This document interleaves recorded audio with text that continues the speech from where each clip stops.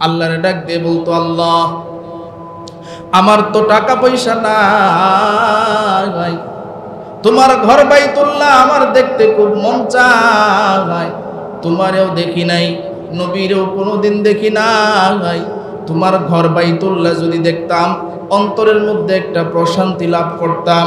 ওগো আল্লাহ, তোমার বন্ধুর রওজার সামনে যদি দাঁড়াইতে পারতাম অন্তরে একটা প্রশান্তি লাভ হইতো।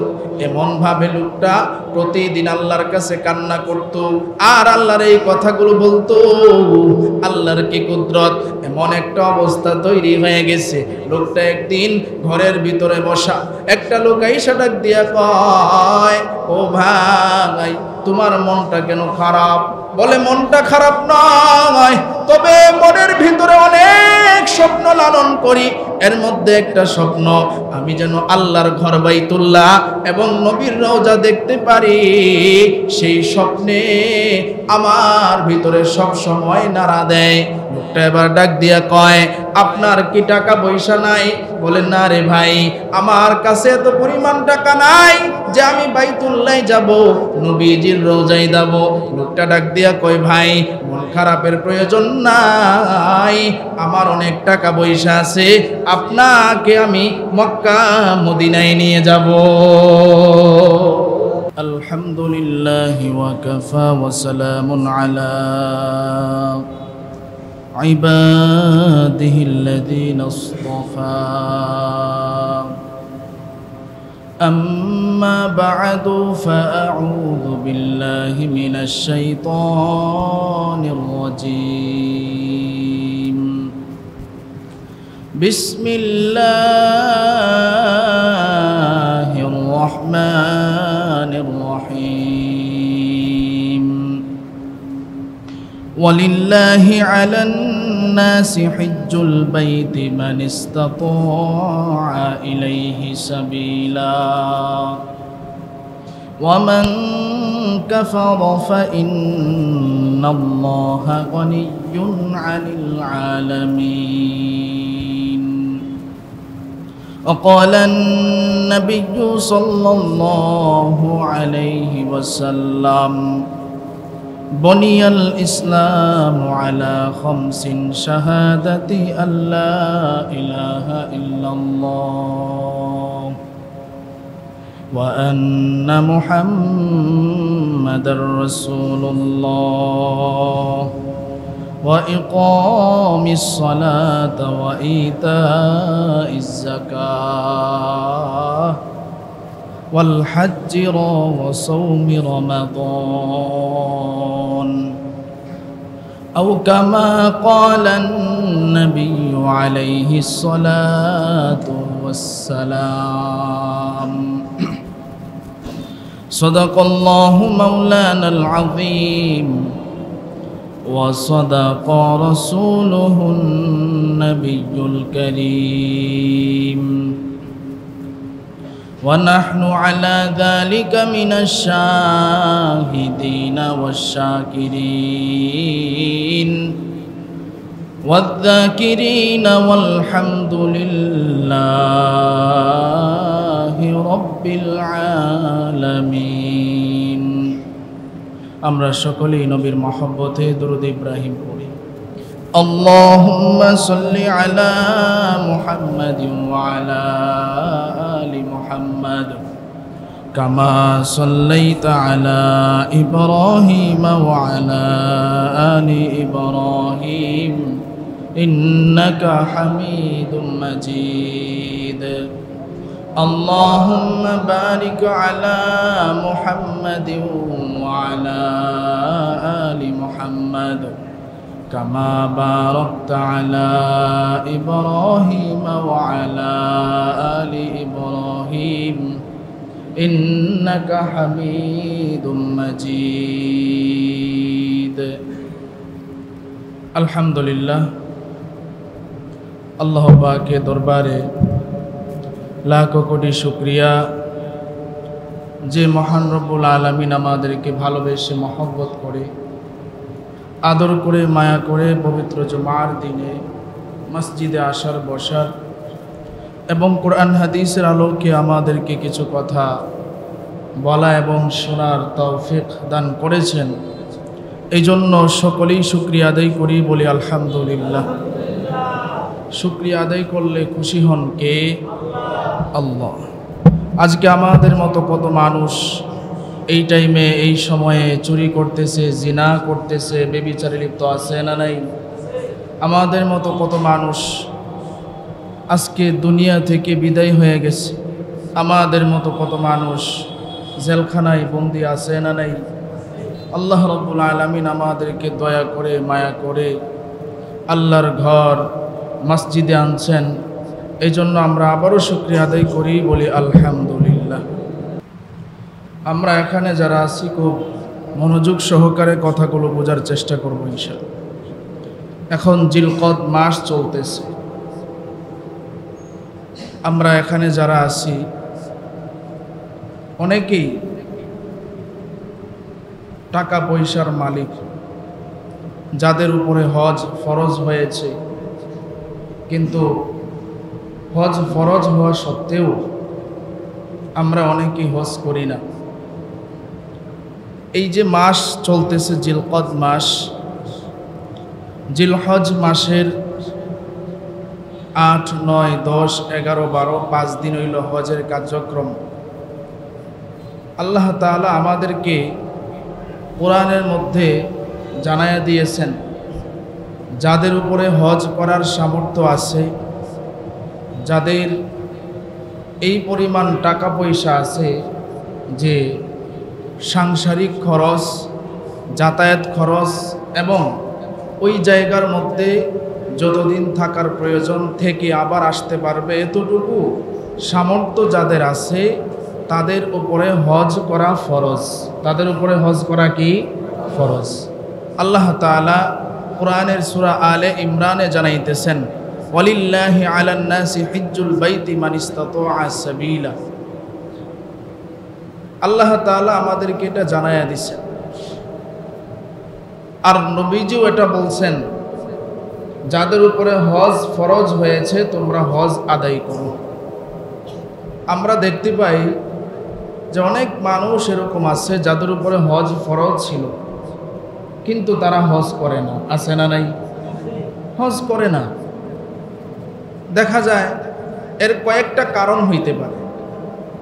1 নাম্বার কারণ, কিছু মানুষ এমন আছে যে চিন্তা করে হজ করলে তো আমার টাকাগুলো শেষ হয়ে যাবে। কথা ঠিক না বেঠিক? আবার কিছু মানুষ এমন আছে যে আমি এখন ব্যবসা করতেছি, হজ যদি করতে যাই তাহলে এরপরে আইসা তো ভালো হয়ে যাইতে হবে, সুতরাং একবারে টাকা পয়সা কামায়া এরপরে হজ করে আইসা ভালো হয়ে যাবে।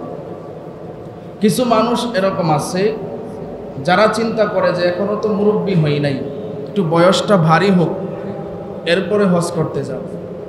কিছু মানুষ এমন আছে যে এখনো তো ছেলে মেয়েদের বিবাহ শাদী দেই নাই, তো ছেলে মেয়েদের বিবাহ শাদী দিয়া তারপরে হজ করতে যাও। কিছু মানুষ এমন আছে যে এখনো তো গাড়ি বাড়ি করি নাই, গাড়ি বাড়ি করে এরপরে হজ করতে যাও। প্রত্যেকের চিন্তা ভাবনাই কিন্তু ভুল। নবীজি বলছেন হাদিসের মধ্যে, যাদের উপরে হজ ফরজ হয়েছে তোমরা যত তাড়াতাড়ি পারো হজ করো। জুড়ে বলেন সুবহানাল্লাহ।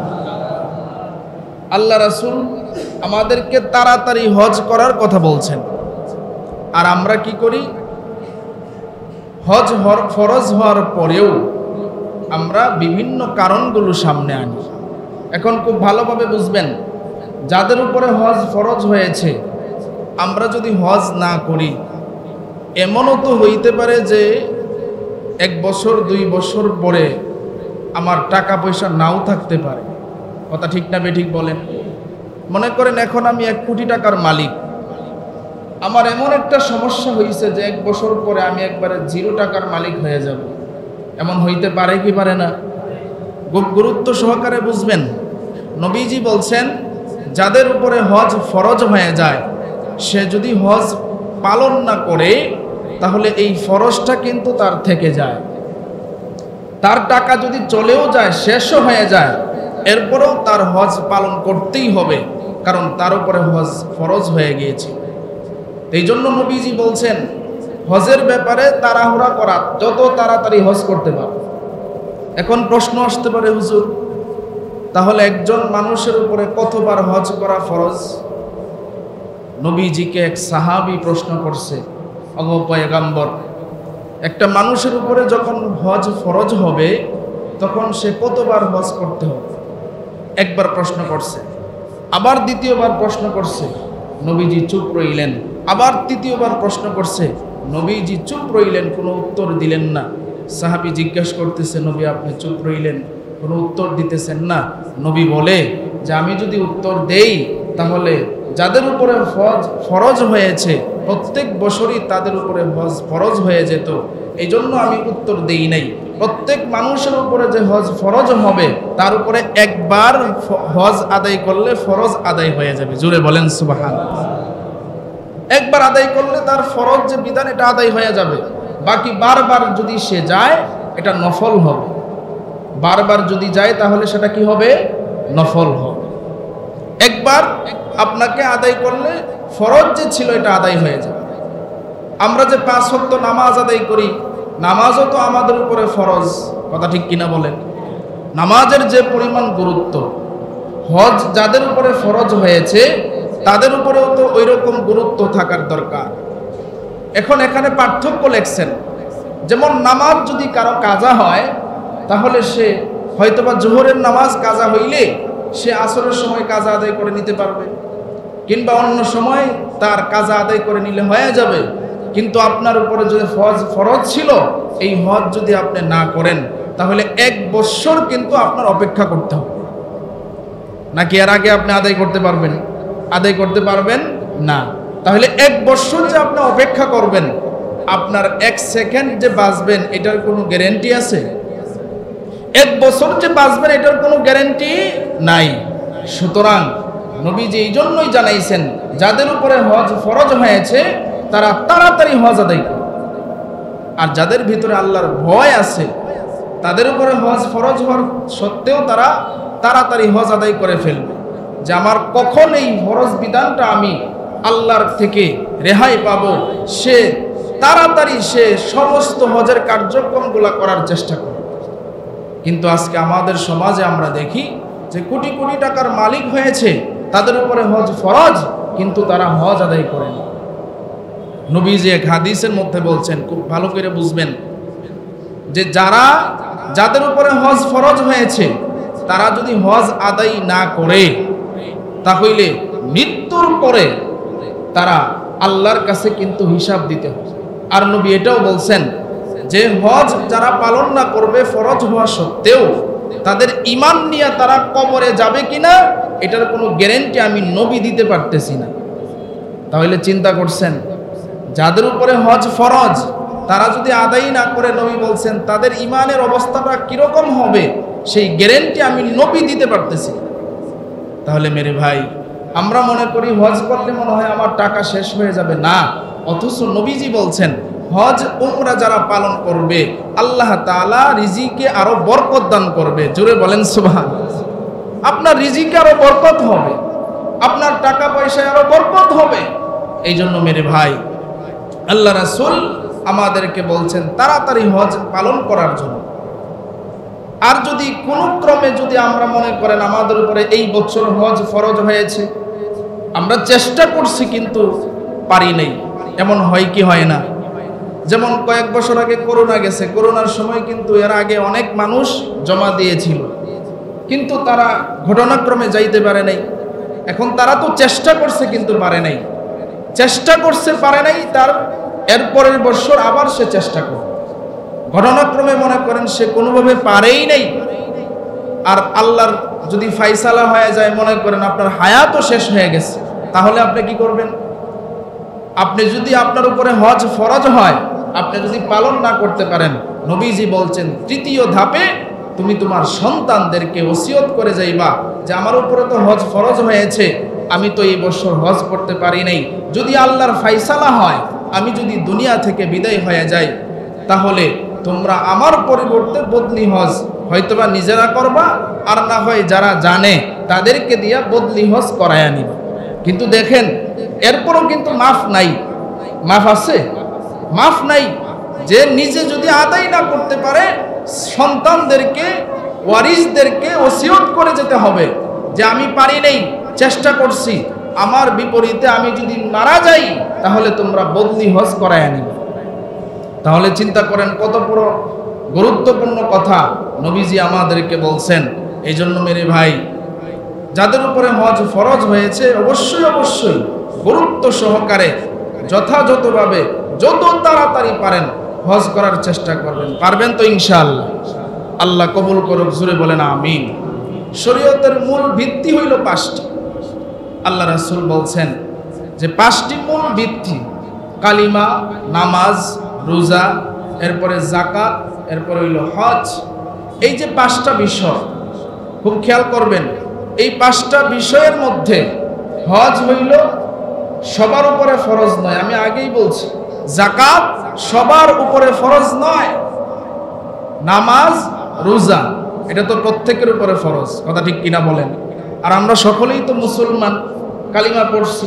মুসলমান হওয়ার পরে আমাদের উপরে যে বিষয়গুলো আরোপিত হয়েছে, নামাজ এবং রোজা, এটা সবার উপরেই ফরজ। আপনি যদি গরিব হন আপনার উপরেও নামাজ ফরজ, আপনি যদি ধনী হন আপনার উপরেও নামাজ ফরজ, আপনি যদি গরিব হন আপনার উপরেও রোজা ফরজ, আপনি যদি ধনী হন আপনার উপরেও রোজা ফরজ। কিন্তু যাকাত এবং হজ এই দুইটার ব্যাপারে আল্লাহ তাআলা একটা সীমারেখা দিয়েছেন। যাকাতের আলোচনা তো রমজানে হয়েছে, হজের সীমারেখা কি আগেও বলছি এখনো বলি। আল্লাহ তাআলা জানাইছেন যে আমরা যে হজে যাব, যাওয়া আসার খরচ, আমরা যে পরিবার রাইখা যাইব তাদের ভরণ পোষণ, এই সব কিছু মিলায়া আমরা যদি যাইতে পারি, আসতে পারি, তাহলে ওই ব্যক্তির উপরে হজ করা ফরজ। তাহলে এমন যদি আমরা হিসাব করি, আমাদের সমাজে অনেক মানুষ এরকম বাহির হয়ে যাবে যাদের উপরে হজ ফরজ হয়ে রয়েছে, কথা ঠিক কিনা বলেন?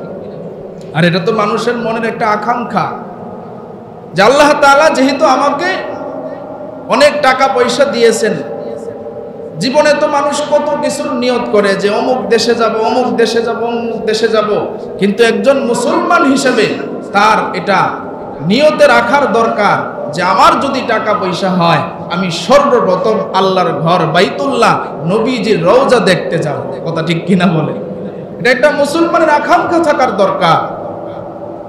কত রেস্টুরেন্ট, কত হোটেল, কত জায়গা দেখার জন্য আমরা ঘুরতে যাই, কিন্তু আমাদের নিয়তে রাখার দরকার ছিল এটা যে আমি একজন মুসলমান হিসেবে আমার উচিত যে আমার টাকা পয়সা হইলে আমি সর্বপ্রথম আল্লাহর ঘর, নবীজির রওজা দেখতে যাব।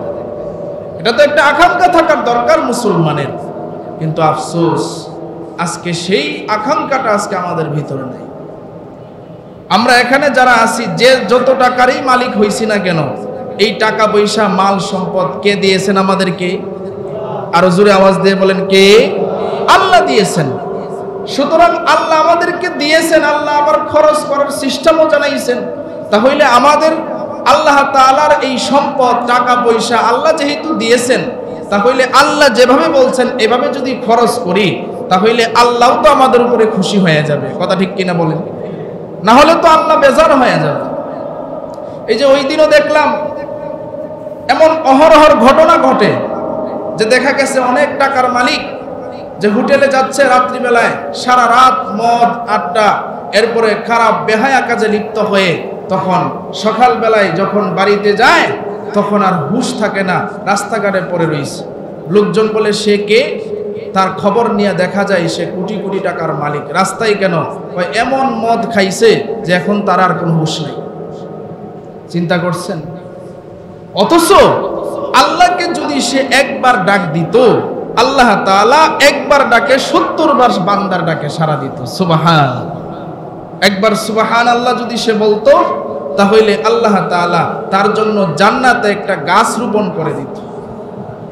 হাদিসের মধ্যে আছে একবার যদি কেউ বলে সুবহানাল্লাহ, আসমান এবং জমিন মধ্যবর্তী যে ফাঁকা জায়গা আছে সম্পূর্ণ জায়গা আল্লাহ নেক দ্বারা ভরপুর করে দেয়। জোরে বলেন সুবহানাল্লাহ। তাহলে আমরা যদি এই নেক আমলগুলো করতাম আমাদের জন্য ফায়দা হইত। আল্লাহকে রাজি খুশি করা যায় দুই ভাবে। একটা হইল আল্লাহর ইবাদত বন্দেগী করে, আরেকটা হইল দান সদকা করে, আর আরেকটা দান এবং নামাজ। নামাজ তো আল্লাহর ইবাদত, দান সদকা করা মানুষের একটা ফায়দা। 3 নাম্বার, এটা দুটোটাই সমন্বয় হইল হজ। যেমন আপনি যদি হজ করতে যান, আপনার সব কিছুই খরচ হবে, টাকা পয়সাও খরচ হবে, আর আপনি যখন যাবেন আপনার শারীরিক একটা কষ্ট আছে না নাই? যারা হজ করছেন, এই যে এখানে হাজী সাহেবরা আছে, জিগায় দেখেন, এটা কিন্তু হজ করা স্বাভাবিক ব্যাপার নয়, কষ্ট আছে। কষ্ট আছে না নাই? কষ্ট আছে। এখন আপনি যদি মনে করেন যে চিন্তা করে আমি বুড়া হওয়ার পরে যাব, তখন আপনার যে কার্যক্রমগুলো আছে এগুলো আপনি পালন করতে কষ্ট হবে। আপনার যখন শক্তি থাকে, আপনি এখন টাকা পয়সার মালিক হয়েছেন, এখনই আপনি চলে যাবেন, তাহলে আপনার হজের কার্যক্রমগুলো পালন করতে সহজ হবে। এই জন্য মেরে ভাই, আপনাদের কাছে আমার আবদার থাকবে, যাদের উপরে হজ ফরজ হয়েছে, আমরা কেউ কৃপণতা করব না, আমরা কেউ সময় নেওয়ার চেষ্টা করব না।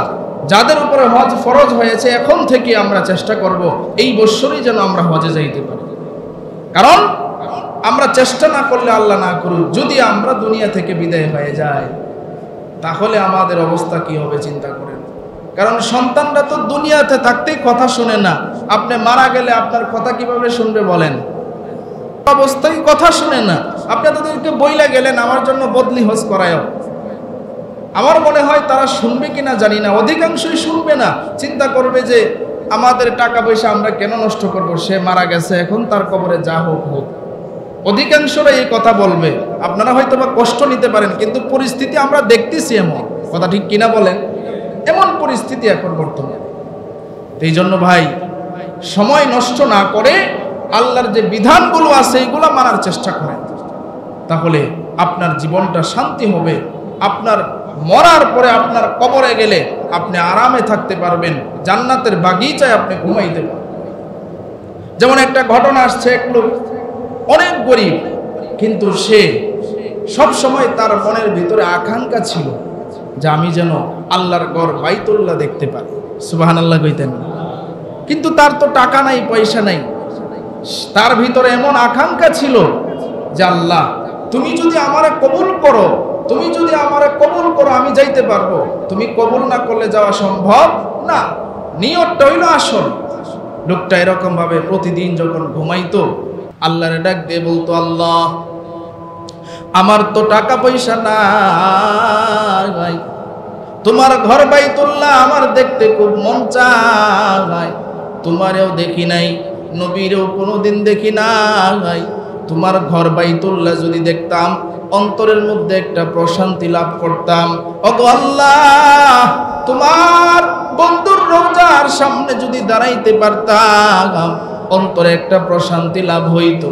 এমন ভাবে লোকটা প্রতিদিন আল্লাহর কাছে কান্না করত, আর আল্লাহর এই কথাগুলো বলতো। আল্লাহর কি কুদরত! এমন একটা অবস্থা তৈরি হয়ে গেছে। লোকটা একদিন ঘরের ভিতরে বসা, একটা লোক আইসা ডাক দিয়া কয়, ও ভাই, তোমার মনটা কেন খারাপ? বলে, মনটা খারাপ নয়, তবে মনের ভিতরে অনেক স্বপ্ন লালন করি। এর মধ্যে একটা স্বপ্ন, আমি যেন আল্লাহর ঘর বাইতুল্লাহ এবং নবীর রওজা দেখতে পারি। সেই স্বপ্নে আমার ভিতরে সব সময় নাড়া দেয়। লোকটা এবার ডাক দিয়া কয়, আপনার কি টাকা পয়সা নাই? বলে, না রে ভাই, আমার কাছে এত পরিমাণ টাকা নাই যে আমি বাইতুল্লাহ যাব, নবীজির রওজায় যাব। লোকটা ডাক দিয়া কয়, ভাই, মন খারাপের প্রয়োজন নাই, আমার অনেক টাকা পয়সা আছে, আপনাকে আমি মক্কা মদিনায় নিয়ে যাব। চিন্তা করছেন? এইভাবে আল্লাহ তাআলা ব্যবস্থা করে দেয়। লোকটা খুব খুশি হয়ে গেল, সাথে সাথে উযু করে যায় নামাজ বিছায়া নামাজে দাঁড়ায় গেল। আল্লাহরে ডাক দিয়া কয়, আল্লাহ, আমার মনের ভিতরে আশা আকাঙ্ক্ষা ছিল তোমার ঘর বাইতুল্লাহ আমি দেখব। ও আল্লাহ, আজকে আমার আশা বুঝি পূরণ হয়ে গেল। সে 2 রাকাত নামাজ আদায় করলো। খুশিতে তার অন্তর এমন অবস্থা হয়েছে, চোখ দিয়ে শুধু পানি পড়তেছে। খুশিতে একটা কান্না আছে না নাই? খুশিতেও একটা কান্না আছে। এবার লোকটা তার সব কিছুর ব্যবস্থা করে দিয়ে তাকে হজ করার জন্য নিয়ে গেল। এবার সে যখন বাইতুল্লাহর কাছাকাছি গেল, আল্লাহর ঘর দেখে আর তার নিজের সে ঠিক রাখতে পারে না। আল্লাহর ঘর দেখা মাত্রই শুধু সে কান্না আর কান্না, এমন ভাবে সে কান্না করতেছে, আশেপাশের মানুষ ডাক দিয়ে কই, ভাই এত কান্না তুমি কেন করো? বলে আমার টাকা পয়সা ছিল না, আমি প্রতিদিন আল্লাহর কাছে বলতাম আর কান্না করতাম, কিন্তু আল্লাহ আমার এমন রব, আল্লাহ আমার মনের আশা পূর্ণ করেছে। এখন বাইতুল্লাহ সরাসরি দেখে আমি আর নিজের ঠিক রাখতে পারতেছি না। সুবহান। এই জন্য রে ভাই, মনের ভিতরে একটা আশা আকাঙ্ক্ষা রাখেন যে আমরা মুসলমান হিসেবে আমাদের একটা নিয়ত থাকা দরকার, আমরা যেন যদি আমাদেরকে আল্লাহ তৌফিক দেয়, আল্লাহরে তো দেখতে পারি নাই, নবীরেও তো দেখতে পারি নাই, আল্লাহর ঘর বাইতুল্লাহ যেন তওয়াফ করতে পারি, নবীজির রওজার সামনে দাঁড়ায় যেন জিয়ারত করতে পারি, সেই তৌফিক আল্লাহ তাআলা যেন দান করে। সকলেই বলেন আমিন। তাহলে এই জন্য মেরে ভাই, আমি যেটা বুঝাইতে চাচ্ছি, যাদের উপরে ফরজ হয়েছে খুব গুরুত্ব সহকারে আমরা হজ আদায় করব, পারবো তো ইনশাআল্লাহ। দেখেন ভাই, অনেক ঘটনা এরকম আছে যারা হজ করতে গেছে কিন্তু বাইতুল্লাহ ঢুকতে পারে নাই। এখন আপনারা দেখেন নাই, হজ করতে গেছে, এই যে গত বছর এক মহিলা, সোশ্যাল মিডিয়ায় এটা ভাইরাল হয়েছিল, যে মহিলা চিৎকার করে কান্না করতেছে। কেন কান্না করে? যে কে যেন আমারে বড় দাউনিয়া তারা করতেছে, মারতে আসতেছে, আমি তাকাইতে পারতেছি না চোখ দিয়া। কারণ হইল সে এমন গুনাহ করছে, যেই গুনাহের কারণে, সেই প্রতিক্রিয়ার কারণে এখন সে বাইতুল্লাহ শরীফের দিকে তাকাইতে পারতেছে। এরপরে আরেকটা ঘটনা আসছে এরকম, যে এক লোক গেছে হজ করতে, এখন বাইতুল্লাহর যে কিনারা আছে, যে এরিয়া আছে, এরিয়ার ভিতরে ঢুকতে পারে না। পা দেওয়ার সাথে সাথে কে যেন সে দেখে, তারা যেন কে দৌড়ান দিয়া দেয়, বলে ভাই আপনি ঢুকেন না কেন? কয় আমারে কে জানি তাড়া করে। তাহলে চিন্তা করেন অবস্থা, টাকা পয়সা থাকলেই যে আপনি চলে গেলেন আর আল্লাহ আপনাকে কবুল করে নেবে, বিষয়টা এমন নয়। আর আরেকটা বিষয় হলো, আপনি যে হজ করবেন আপনার টাকাটা হালাল হইতে হবে। হারাম টাকা দিয়ে যদি আপনি হজ করেন যাইতে পারবেন, কিন্তু এটা আল্লাহর কাছে কবুল হবে না। কি বলছি বুঝতেছেন সকলেই? টাকাটা হালাল হইতে হবে, টাকাটা হালাল হইতে হবে। আমরা অনেক মানুষ এমন আছি যে হারাম টাকা উপার্জন কইরা, এই টাকা জমা কইরা আমরা চইলা যাই, আইসা পরে সবাই যেন আমারে হাজী সাহেব কয়, সবাই যেন বলে না হাজী সাহেব, এই নিয়ত কইরা আমরা হজ করতে যাই হাজী সাহেবের লকব লাগানোর জন্য। এই নিয়ত যদি আমাদের থাকে, এই হজ কিন্তু আল্লাহর কাছে কবুল হবে না। কথা ঠিক কিনা বলেন? হ্যাঁ, হাজী সাহেব যদি মানুষে আমাকে ডাকে আলহামদুলিল্লাহ, কিন্তু মনের ভিতরে এটা নিয়ত করা যাবে না মানুষ যেন আমাকে নামের আগে হাজী সাহেব বলে, এটা আমার নিজে নিজে এটা নিয়ত করা যাবে। কেউ যদি মহব্বত করে আর ভালোবেসে ডাকে, এটা আলহামদুলিল্লাহ। আমি ছোটবেলায় এক মাদ্রাসায় পড়ি, তো কোরবানির সময় তো গরুর চামড়া কালেকশন করে না, তো হুজুরে আমারে পাঠাইছে কয়েকজন ছাত্র সহ, যে তোমরা গিয়া অমুক বাড়িতে হাজী সাহেবের বাড়িতে গরুর চামড়াটা দিবে, নিয়ে আসো। তো প্রত্যেক মাদ্রাসা দেখবেন চিঠি আছে, চিঠি আমাকে দিছে, তো আমি ওনার নামটা লিখছি মোহাম্মদ অমুক।